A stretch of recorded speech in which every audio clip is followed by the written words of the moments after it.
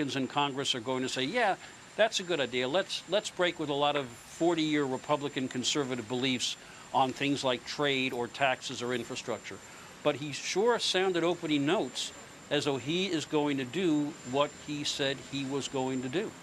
Amy, Walter, Jeff makes a good point about what he wants to do. Right. I mean, look, we've seen plenty of presidents who come in and say, we're going to shake up Washington, we're going to change Washington, and then Washington changes them.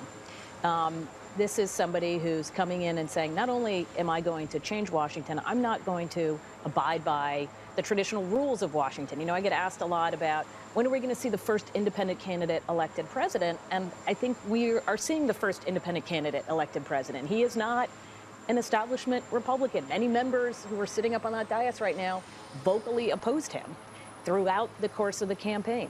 He sounds notes that are, quite frankly, progressive or liberal, that you could have heard from, I think as one of the folks up here said, from Elizabeth Warren. So this is a person who does not fit neatly into any box, but we also know how Washington works. And as one longtime Washington hand said, you know, you never beat the House, right? The House always wins. And that's the question. Can he beat the House? And by the House, meaning the people in charge, not just the House of Representatives. But you got to go up against an infrastructure of lobbyists, of a congressional structure, even though it's run by your own party, that has certain rules and timelines that don't fit neatly into the kind of timeline he wants.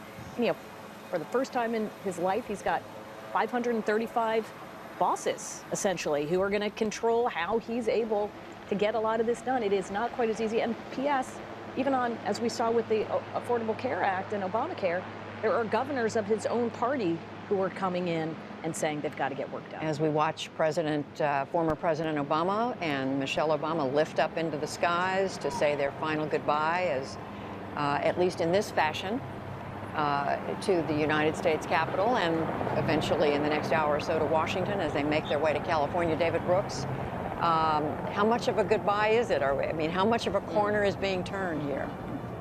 Well, the big corner is being turned. I think we'll see a lot of Michelle and Barack Obama over the next few decades. They're eloquent, forceful people with strong opinions. They're not going to pull a George W. Bush and go off painting. So I don't think we're saying goodbye in that sense. But a really strong pivot is turned. And just to echo what Amy says, I'm just a little uncertain about how much this is actually going to happen. We know the intention, but he has very few deputies he's appointed in any of the cabinet agencies. His negotiators on Capitol Hill, as I understand it, as they try to